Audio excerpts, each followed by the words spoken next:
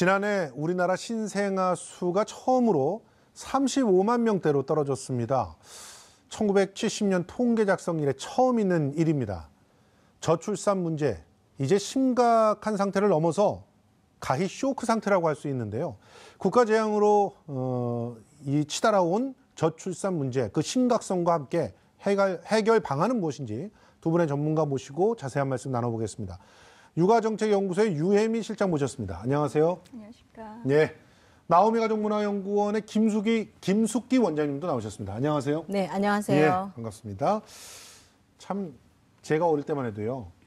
아들, 딸 구별 말고 뭐 둘만 낳아 잘 기르자. 조금 더 지나서는 뭐 하나만 낳아도 지구는 초만원. 이런 구호가 있었습니다. 실제로 제 어렸을 때. 기억하죠, 저도. 예. 네. 그런데 이제 하나도 낳지를 않아요. 저출산 시대가 왔는데 아무리 낳으라고 난리를 쳐도 낳지를 않고 있는 거예요. 근데 과거에 비해서 출산이 낮은 건 뭐 두 분도 다 실감하시는 거죠, 지금. 그렇죠. 그러니까 최근에도 이제 저희 사무실에는 이제 석사학위자 이상이 이제 입사를 하게 되는데요. 네. 최근에도 결혼, 출산, 힘들지 않을까요? 예. 이렇게 담담하게 얘기하기도 하고요. 예. 그다음에 그 기혼 그 남자 동료의 경우는 셋째 아이를 이제 임신을 했는데 저희가 매우 축하한다라고 얘기하면서도 예. 저희 사무실의 역사 이래 최초 사례다 이렇게 얘기한 적도 있죠. 예. 셋을 낳은 게. 네네, 예. 그렇습니다. 예. 아니 뭐 우리 김숙기 원장님은 그 피부로 느끼지 않으십니까, 현장에서? 굉장히 많이 느끼고 있고요. 예. 사실은 이제 그 저희 때는 다 100만 명이 한 해에 출산율이 100만 명이 다 넘었던 시절에 이제 살았잖아요. 맞습니다. 네. 70년대만 해도 100만 명이 넘어서 넘었죠. 그 아이들이 너무 많이 태어나서 문제다. 이런 얘기를 근데 했었죠. 지금은 35만 명으로 이렇게 정말 최저치를 하고 있으니 정말 심각하고요. 그리고 이제 주변에서 저는 특히나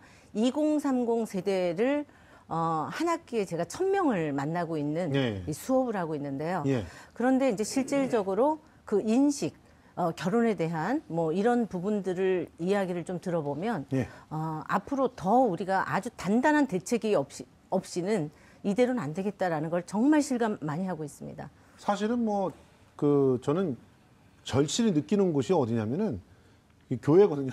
제가 이렇게 교회를 가보면 유아실이라고 해가지고 아이들을 안고 이제 들어가서 예배를 드리는 그런 네. 공간 있잖아요. 거기에 사람이 없어요. 그러니까 교회라고 하는 보수적인 공간에서도 아이를 낳는 사람들이 없다는 거거든요. 그러니까 이런 것들은 굉장히 참 심각한 상황이 현장에서 이렇게 느껴지고 있는 그런 상황인데 저출산 문제와 관련된 첫 번째 쟁점 먼저 화면으로 만나보시겠습니다.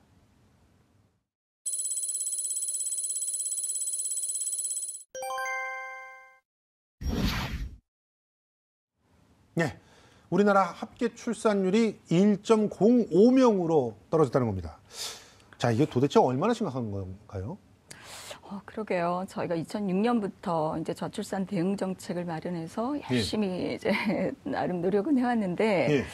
1.10 이하로 이제 또 2005년 이후에 다시 떨어진 거예요. 예. 그러니까 한 12년 다시 이제 1.10 이하로 떨어진 수치가 이제 나타나고 있고, 예. 이제 우리가 OECD 국가의 비교를 이제 주로 하게 되는데요. 예. 뭐 예상하는 대로 이제 꼴찌인 거죠. 예. 그리고 이제 더 조금 고민스러운 거는 초저출산율이라고 해서 1.3 수치가 상당히 중요한데, 예. 이제 그 수치가 한 15년 이상 지속된 나라 거의 우리나라가 유일해서 예. 너무나 빠른 속도로 너무나 낮은 수준을 유지하고 있다라고 하는 점에서 좀 심각하다고 인식을 해야 될 것 같습니다. 예, 그렇습니다. 실제로 우리가 인구가 유지될 수 있는 수준이라고 하는 출산율이 2.1이죠. 그렇죠. 그게 네. 이제 인구가 유지되는 거고, 지금 뭐 우리가 지금 1.05라고 하면 여자 한 명이 평생에 한 명밖에 안 낳는다는 거잖아요. 그건 당연히 인류가 감소한다는 거고, 지금 지금 현재 정원이 제가 알기로는 한 1년에 60만 정도가 대학에 들어가는 걸로 알고 있는데 35만 명이 태어났으니까 이들이 아무런 문제 없이 다 잘 자라서 대학에 갈 때쯤 되더라도 대학이 반으로 줄어야 되는 거죠. 그런 상황이 되니까 참 심각한데요. 서울의 출산율 현황 엄지민 아나운서가 정리를 해봤습니다. 네, 서울은 2010년부터 합계 출산율 전국 꼴찌를 벗어나지 못하고 있습니다. 이렇게 보시는 바와 같이 세종이 합계 출산율 1.67명으로 1위를 기록한 반면에 서울은 0.84로 전국에서 가장 낮습니다. 2015년 출산율 1위로 올라선 세종시와 줄곧 꼴찌를 기록한 서울시의 격차는 2015년에는 1.89배, 2016년에는 1.94배, 지난 2017년에는 1.99배로 점차 커지고 있습니다. 또 서울시 자치구별로의 편차도 큽니다. 지난해를 기준으로 관악구의 합계 출산율이 0.777명으로 25개 자치구 가운데 가장 낮았고요. 또 종로구가 0.784명으로 그 뒤를 이었습니다. 이와 함께 강남구가 0.802명, 광진구 0.867명, 강북구가 0.878명, 동대문구는 0.889명, 용산구가 0.907명, 동작구가 0.912명, 서초구 0.928명, 또 서대문구가 0.934명, 강동구가 0.938명으로 서울시 합계 출산율 평균인 0.94명을 밑돌았습니다. 반면 합계 출산율이 1명을 넘어선 곳은 불과 6개 자치구에 불과했습니다. 성동구와 노원구, 양천구와 강서구, 또 구로구와 영등포구 등으로 지난해 전국 합계 출산율 평균인 1.17명을 넘어선 자치구가 서울시 안에서는 한 곳도 없었습니다. 지금까지 서울시의 출산율 현황 짚어봤습니다. 예, 정말 충격적입니다. 서울 자치구 중에서 전국 합계 출산율 평균인 1.17명을 넘어선 자치구가 하나도 없어요. 하나도 없습니다. 네. 이렇게 서울시가 유독 출산율이 낮은 이유가 뭔가요? 우선은 서울시 주택 가격이 너무 높다라고 하는 거에 맞습니다. 원인을 찾을 수가 있습니다. 예, 그게 가장 큰 원인일 것 같아요. 왜냐하면 결혼을 하려고 해도 네. 사실은 집이 있어야 되는데 전세비 너무나 많이 올라가 있고요. 그리고 집을 장만한다는 건 거의 뭐 불가능한 네. 수준에 와 있고, 그리고 또 하나는 여성들의 그 서울에 진출하는 부분들을 보면 20대에서 학업이라든지 취업 문제 때문에 서울에 왔다가 예. 30대 정도 되면 다시 지방으로 이렇게 그 내려가는 거로 예. 여러 가지 조사에 나왔어요. 예. 왜냐하면 이제 이것도 역시나 주택 문제하고 결부시켜서 이제 해석을 좀 해야 될 것 같고, 그렇죠. 또 육아비라든지 뭐 여러 가지의 부분들이 이 서울에서의 살기가 만만치 않다라는 것을 느끼고 있는 거죠. 한마디로 애를 낳아서 감당할 자신이 없다. 그렇죠. 할 수가 네. 없는 현실이고 그런 여건이라는 거죠. 지금 아주 미묘한 게 보면은 세종시 같은 경우는 1.67, 네. 그 전국에서 가장 높습니다. 근데 세종시에 그 내려가서 사시는 분 보면 굉장히 공무원들 같이 직장이 안정돼 있고 또 육아휴직이나 이런 부분들이 원만하고 그리고 집값도 상대적으로 굉장히 서울에 비해서는 싸죠. 그러니까 여러모로 지금 많이 올랐다고 해도 여러모로 싸단 말이죠. 그리고 인프라는 굉장히 잘 돼 있고. 그러니까 그런 조건에서는 애를 낳아서 키울만 하다는 거 아닙니까? 근데 가까운 경기도만 해도 1.07밖에 안 되는 거죠. 그러니까 경기도로 나가서 이렇게 서울에 출퇴근하는 분들도 애 낳기는 힘들다. 집값만 떨어졌지 뭐 고용 안정이나 이런 임금이나 여러 가지 부분에서 부담을 느끼고 있다. 이런 식으로 해석할 수밖에 없을 것 같은데, 자, 그럼 본격적으로 애 낳기 힘든 이유 두 번째 쟁점으로 확인해 보시죠. 지금 집도 없는데 애도 키워야 되는 이런 문제들이 여러 가지가 겹치면서 애를 포기하고.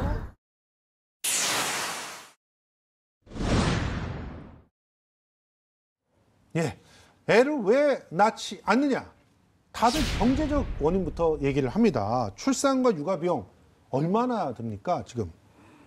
우리가 모든 조사에서 일관된 예. 지금 말씀하신 결과인 거죠. 예. 애를 왜 낳지 못하느냐라는 거에 대한 거는 과다한 양육 비용 부담. 예. 네, 늘 1순위거든요. 예, 예. 독보적 1순위인데 도대체 얼마나 들까 하는 거 이제 최근에 나온 것들을 몇 가지만 짚어보면 예. 뭐 정부에서도 나오고 뭐 통계청 또 저희 연구소에서도 매년 이제 조사를 하는데요. 뭐 9세까지 예. 이렇게 월 평균 비용을 기준으로 생각하면 예. 뭐 107만 원, 8만 원 선이다라는 이제 결과도 있고, 예. 그다음에 영유아들만 한정해서 그러니까 교육이나 보육에 드는 돈만 따져보았을 때도 평균으로 봤을 때 한 20만 원? 만약에 이것을 기관에 보내지 않고 베이비시터를 이용하거나 조부모님을 통해서 해결할 경우는 또 50만 원이 넘는 비용. 그리고 이제 초중고로 올라가면 사교육비가 또 있지 않겠어요? 아, 그렇죠. 예, 이제 예. 그거 이제 최근에 나온 또 통계치 그 통계청의 자료에 따르면 뭐 27만 원 이렇게 나오지만 이제 고등학생이 되면 더 많이 들지 않겠어요? 예. 사교육 이용하는 아이들은 또 50만 원이 넘고 뭐 이렇게 돼서 전체적으로 양육비 부담은 여전히 만만치 않다 이렇게 저희가 판단해야 할 것 같아요. 예. 네. 양육비는 그렇습니다. 이렇게 많이 드는데 애 키워놔도 나중에 부양받을 가능성은 없고 그러니까 이런 부분들이 결과적으로 사회 시스템의 변화에 맞물려서 뭔가 정책이 따라가지 않고 있다는 걸 보고 있는 것 같은데 특히나 여성들한테는 아이를 낳는다는 게 더욱더 두렵단 말이죠. 왜냐하면 경력 단절료 바로 그냥 들어가는 거 아닙니까? 네, 맞습니다. 그래서 이제 여성의 경력 단절의 80%가 임신, 출산, 양육 예. 이 시기하고 다 맞물려 있고요. 그리고 또 이제 정말 감안을 해서 아이를 낳는다라고 해도 다시 그 회사에 들어갔을 때 어떤 여러 가지 어려움이라든지 그러한 부분들이 너무나 많이 곳곳에 이런 불이익들이 이제 있는 거죠. 예. 그러다 보니까 현실적으로 일, 가정, 양립이라고 끊임없이 우리가 정말 그렇게 해야 한다라고 하지만 사회적인 분위기는 아직도 멀었고 예. 그리고 또 육아 기간 동안의 근로 시간이 좀 단축을 좀 하면서 양립을 할 수 있도록 지원이 되어야 되는데 예. 그런 것도 사실은 일반 사기업이라든지 이런 데서도 전혀 인식을 아직도 못하고 있는 그런 현상들이 있기 때문에 예. 사실은 아이를 낳는다라는 거는 굉장히 어떻게 보면 개인으로서는 무모하리만큼 그러니까 여성 개인으로서는 그렇죠. 예. 굉장히 많은 것들을 감내해야 되는 그런 여러 가지 부분들이 있다라는 거죠. 그러니까 최근에 한 드라마에서 그 시청률을 갖다 40%를 넘긴 한 드라마에서 보면은 아이를 낳지 않겠다고 선언을 해서 이미 가지에 된 아이를 갖다가 자기는 지우겠다. 이렇게 선언하는 게 너무나 당연한 것처럼 나오잖아요. 그것 때문에 이제 분노하신 분들도 많았지만 이게 현실이라고 생각이 돼요. 왜냐하면 자 일단 육아휴직 자체를 보장하는 그런 직장도 적지 않습니까? 전체 절반이 안 됩니다. 그런데 육아휴직을 쓰더라도 나중에 돌아가서 일과 육아를 같이 하는 그런 게 너무 어렵단 말이에요. 그런 것 같아요. 지금 이제 육아휴직 경우는 과거 대비 그래도 좀 조금은 나아진 것 같아요. 쓸 수 있는 분들의 상황이. 그런데 뭐 대체로 한 1년 정도 이제 충분히 쓰고 이제 복직을 한다고 하더라도 예. 아이가 이제 1년이 되면 이제 1세, 0세에서 1세밖에 되지 예, 예, 않은 예. 연령인 거예요. 그렇죠. 그러면 이 영아들을 믿고 맡길 수 있는 기관이 어린이집이 보육시설 너무나 필요한데 저렴하면서도 믿을 수 있고 집에서 아주 가까워야 하거든요. 그렇죠. 그런 기관들이 도처에 널려 있어야 하는데 과연 그러한가 하는 예. 것이죠. 우리나라 국공립 어린이집이 20%도 안 그러니까요. 되잖아요. 예, 이제 예. 지금 이 기관이 이제 말씀하신 대로 국공립 어린이집인 거예요. 예. 그런데 이제 국공립 어린이집의 공급 수준이라고 하는 건 기관 수로 따지면은 지금 한 7% 조금 넘었고, 이제 7%. 이용하는 아이들 숫자로 하면은 한 12%를 조금 예. 넘어선 수치인 거예요. 예. 그러니까 믿고 이용할 수 있는 기관이 근처에 없다. 이제 이게 하나가 있고, 예. 그다음에 이제 근로 시간이 저희가 또 길잖아요. 그렇죠. 예, 일단은 그랬는데- 저녁 먹기 전에는 사람을 보내줘야 그러니까 애를 말이에요. 키울 수 있을 거 네, 아닙니까? 아이를 돌볼 시간이 있어야 하는데 예. 이제 이 기관의 아이를 뭐 국공립 어린이집에 운 좋게 맡겼다 하더라도 4시나 4시 반이면 아이를 데려와야 하는 거예요. 그렇습니다. 그러다 보니까 근로 시간에 맞게 어린이집을 이용할 수도 없는 상황이 벌어지고 있으니 일가정 양립이라고 하는 게 답답한 상황이 지금 아니, 이어지고 저는 있는 것이죠. 지금 그 원래는 공립 유치원에 아이를 보내려고 했어요. 그런데 그 공립 유치원의 TO가 너무 적어. 그리고 적은 데다가 이제 그 방과 후 수업이라고 하는 것에 만약에 떨어지게 되면 그것도 추천을 하더라고요. 오는 친구들한테 전체 주는 게 아니라 분명히 맞벌이 부부인데도 추첨을 하더라고요. 네. 왜 그런지 모르겠어요. 근데 거기 떨어져서 실제로 국공립을 포기하는 사람들도 있었어요. 저희 같은 경우는 애초에 그 두려워서 그냥 사립으로 넘어간 상황인데 그래도 4시 반, 5시면 애를 데려와야 되는데 4시 반, 5시에 엄마를 그럼 끝나게 해줘야 될 거 아니에요. 아빠를 끝나게 해주던가. 퇴근하는 사람이 저는 이렇게 방송을 없죠. 진행하고 있는데 5시에. 그러니까 현실적으로 거의 예. 불가능한 상황들에 많이 경험을 하다 보니까 특히나 이제 이런 전문직의 여성들도 실질적으로는 정책은 그렇게 마련이 됐다 예. 할지라도 그 회사 내 분위기라는 게 또 있잖아요. 예. 그러니까 도저히 빠져나올 수 없는 분위기인데 이걸 어떻게 했으면 좋겠는가 이런 고민 사례들은 굉장히 사실 많습니다. 아니 게다가 청년들은 고용 불안 상태에 놓여 있잖아요. 네, 맞습니다. 대부분이 비정규직이라든가. 네. 그리고 또 그 취직을 한다 그래도 그 해고를 될 가능성이 늘 상존해 있는 그런 불안한 직장들이 많지 않습니까? 그렇죠. 그러니까 실질적으로 청년 실업자 수가 이미 100만 명이 넘는 이제 이런 고용 불안 사회에 우리가 살고 있고 그러다 보니까는 정말 뭐 헬조선 뭐 혹시 이 단어를 아시나요? 이생망. 이생망? 네. 이번 생은 망했다. 네네. 예, 알고 있습니다. 네. 그러니까 이제 실질적으로 희망이 없다라고 보는 이런 젊은 세대에 과연 우리가 아이를 낳을 수 있도록 아무리 독려를 해도 과연 와닿느냐 이거죠. 그렇죠. 네. 실제로 지금 그러니까 아예 결혼 자체는 안 하는 거예요. 그러니까 혼인 건수 및 인구 1000명당 조혼인율 추이가 지금 나가고 있습니다. 보시면 2017년에 5.2로 떨어졌어요. 역대 최저입니다. 결혼을 해야 애를 낳든가 말든가 하죠. 그러니까 안정된 생활이 거의 불가능하다고 예. 인식을 하고 있기 때문에 이 부분에 대한 것들을 정말 뭐 아주 다각도로 모든 게 다 점검과 검토 예, 내지는 그렇습니다. 개혁이 좀 필요할 시기라고 봅니다. 자, 그럼 세 번째 쟁점 한번 화면으로 만나보시죠.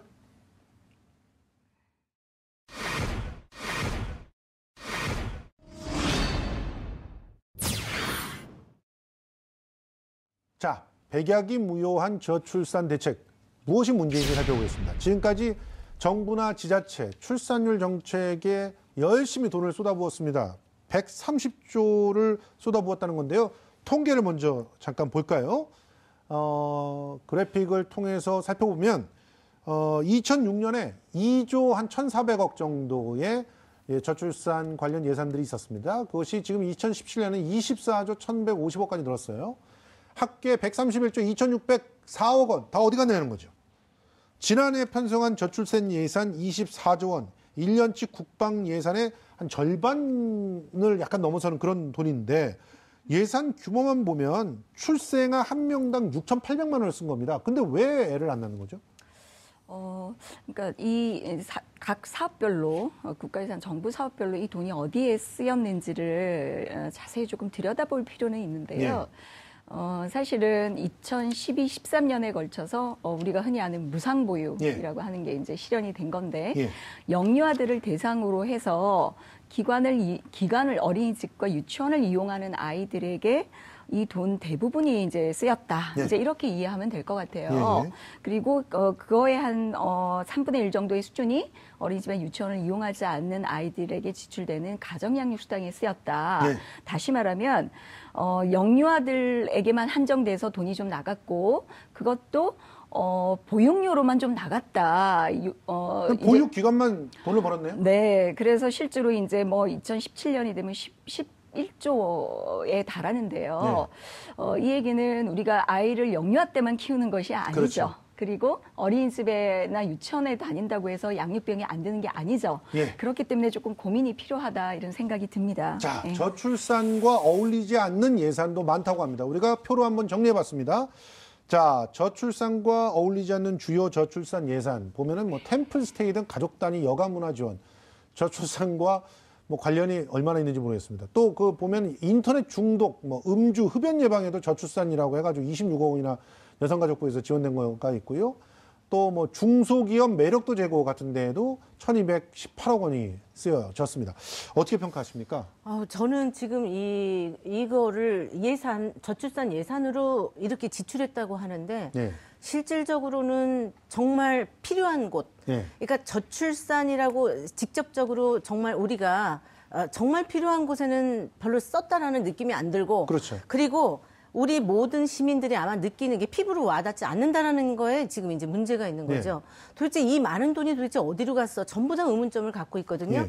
근데 이제 지금 여기에서도 보면 교육부의 공교육의 역량 강화라든지 뭐 이런 저는 이제 공교육의 지금 여러 가지 부분을 점검을 하고 있고 하는데 이런 여러 가지 부분들이 과연 실질적으로 저출산에 얼마나 효율적이고 효과적으로 이용이 됐는가. 저는 정말 아주 알겠습니다. 지금 굉장히 뭐 답답하셔가지고. 네, 답답합니다. 자, 다른 거 하나 살펴보겠습니다. 서울 자치구마다 저출산 대책을 세우고 있는 것 중에 대표적인 게 출산 장려금이잖아요. 자, 화면을 보세요. 최근 들어 둘째부터 출산 장려금을 주던 방침을 첫째부터 지급한다고 바꿨다고 하는데 옛날에는 주로 셋째 이상 낳아야지만 돈을 갖다 몰아서 줬단 말이죠.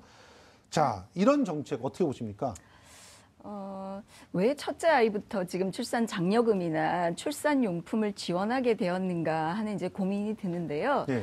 우리 사회자께서 말씀하신 대로 과거에는 셋째부터 주는 게 일반적이었거든요.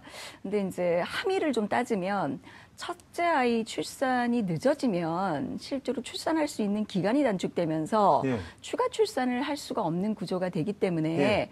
첫째 아이를 빨리 낳을 수 있도록 하는 장치가 좀 필요한 건 사실인 거예요. 예. 그래서 이제 그 부분이 또 그렇다고 해서 하나가 셋째 있고. 아이를 갖다 지급한다고 생각했던 건 아니겠죠? 아, 그렇죠. 예, 그러니까 예, 이번에 첫째 아이부터 주려고 하는 정책이 첫째 아이를 빨리 낳게 하려고 유도한다는 것이죠? 첫째, 예. 이제 그런데 이제 여기에서 제가 조금 드리고 싶은 얘기는 이 출산 장려금 정책이 실질적으로 생각보다 우리 피부로 와닿는 거를 한번 따져보면 예. 이 돈 받기 위해서 애를 낳겠느냐 이거죠. 안 낳죠. 저부터도 안 낳습니다. 그러니까 이 부분에 대해서는 정서적인 어떠한 신뢰 예. 이런 거로 다가가는 데는 이미 실패가 됐고 예. 오히려 거부감, 예. 반감이 이제 생길 수밖에 없다라는 것도 우리가 눈여겨봐야 되는 거죠. 아니 근데 그 실장님, 그 정부와 지자체 저출산 예산 정말 집중 투자해야 될 곳 출산 장려금은 아닐 것 같은데요? 어떻게 당연히 보세요? 그럴 것 같아요. 예. 지금 출산 장려금 지금 말씀 주신 대로 너무나 작은 수준이고 일회성이기 때문에 예. 그 돈을 받자고 아이를 낳을 사람은 없지 않겠습니까? 예. 그죠? 그래서 조금 더 다른 데다가 재정 투자를 해야 되는 고민이 필요한 것 같은데요. 우리가 일단 가장 출산율이 낮을 때 중요한 거는 아동이지 않겠어요? 그렇죠. 예. 예. 아이들이 얼마나 잘 행복하게 자라느냐 하는 문제가 가장 중요하다고 생각이 들고요. 이제 그렇게 따지면 아이들이 건강하게 자라는 거, 이제 의료보장과 관련된 건데요. 이제 어린이집뿐만 아니라 의료보장에 대한 거 너무나 중요할 것 같고, 그 다음에 또 조금 취약한 가족들이 있어요. 뭐 장애도 있고요, 뭐 한부모도 있을 수 있고 이런 가족에 대한 지원도 대대적으로 좀 있어야 될 것 같고, 그 다음에 그 교육비 지원도 우리 이제 그 너무나 큰 숙제로 남아 있기 때문에 교육비에 대한 지원도 고등과 대학을 포괄할 수 있는 지원도 좀 고민이 장기적으로 돼야 될 것 같고 뭐 그런 고민들이 좀 됩니다. 일단 일과 양육을 병행할 수 있는 구조를 좀 만들면 네. 그나마 좀 경력 단절 안 될 테니까 애 한번 낳아볼까 하는 생각을 좀 하지 않겠어요? 그러니까 그거는 그거대로 또 실행하고 저는 여기에서 이제 조금 정말 효율적이고 효과적인 지원책이 필요하다라고 하는 거는 저는 우선은 좀 뿌리를 튼튼하게 해주는 게 우선이라고 보는데 그 뿌리가 뭐냐면 미혼 세대, 그러니까 10대에서 30대에 공략을 해서 연애, 사랑, 결혼에 대한 긍정적인 인식 전환을 도와주는 교육 솔루션이 필요하다는 거죠. 저는 지금 제가 한 학기에 지금 1000명 정도를 이 그 과목명이 연애와 결혼이에요. 딱 과목명이요. 그런데 아이들이 굉장히 많이 거의 3분이면 뭐 500명이 다 차고 뭐 이럴 정도로 관심이 있습니다. 그러면 자연스럽게 여기에서 뭐냐면 왜곡되어져 있는 어떤 인식. 그러니까 여기에는 건강한 자기 정체성이라든지 그다음에 이성관, 연애관, 건강한 확립이 필요한 거고요. 또 행복하고 주체적인 어떤 결혼관을 정립시켜주는 작업들이 필요한 거예요. 그래서 저는 뿌리가 튼튼하지 않은 나무에 과연 열매가 맺을 수 있는가. 그러면 10대부터 30대까지의 어떤 이러한 인식, 교육적으로 원래는 가정에서 했어야 되지만 가족도 지금 어떻게 보면 상처받고 힘든 가족 구성원이라든지 그런 것들이 많잖아요. 우리나라 지금 이혼율 굉장히 높죠. 황혼이혼 높죠. 맞습니다. 여러 가지의 가족적인 어떤 가족에만 우리가 의존하기에는 너무 어렵다라는 거죠. 그러면 교육에서 이거를 10대부터 30대면 특히나 2030, 20대, 30대들에게 이 이성관, 연애관을 정립시켜주면서 행복하고 주체적인 거로 얼마든지 수정을 하면서 건강하게 만들어주자라는 거죠. 만약에 그러면 저는 10년 이내에 정말 효과적이고 효율적인 어떤 부분들로 저는 보여질 수 있을 거라고 분명하게 알겠습니다. 말씀드리고 싶어요. 그런 교육과 더불어서 일단은 젊은이들이 취직은 해야 되지 않겠습니까? 네. 일단 돈은 있어야 애들을 갖다가 연애도 하고 결혼도 하고 그러니까 제 얘기는 한 군데만 집중하는 게 아니고 전방위. 알겠습니다. 아주 지금 재앙 상태라고 아까 사회자님이 말씀해 주셨잖아요. 그러면 뭔가요? 모든 전반적인 모든 부분에 대해서 여기에 주목을 하고 집중을 해서 우리가 이 분위기를 만들어가는 게 중요하지요. 알겠습니다. 지금 우리가 짚어본 대로 이 아이를 낳게 하는 그런 정책은 어느 하나로 완성되는 건 아닌 것 같습니다. 그러니까 그러니까 저출산 정책 이런 말부터 좀 없애고 좀 더 총체적으로 우리 사회가 젊은이들이 행복하게 살 수 있는 사회로 거듭나기 위해서 무엇이 필요한지 고민해봤으면 좋겠습니다. 지금까지 육아정책연구소의 유혜미 실장 그리고 나오미 가족문화연구원의 김숙기 원장과 함께했습니다. 두 분 고맙습니다. 고맙습니다.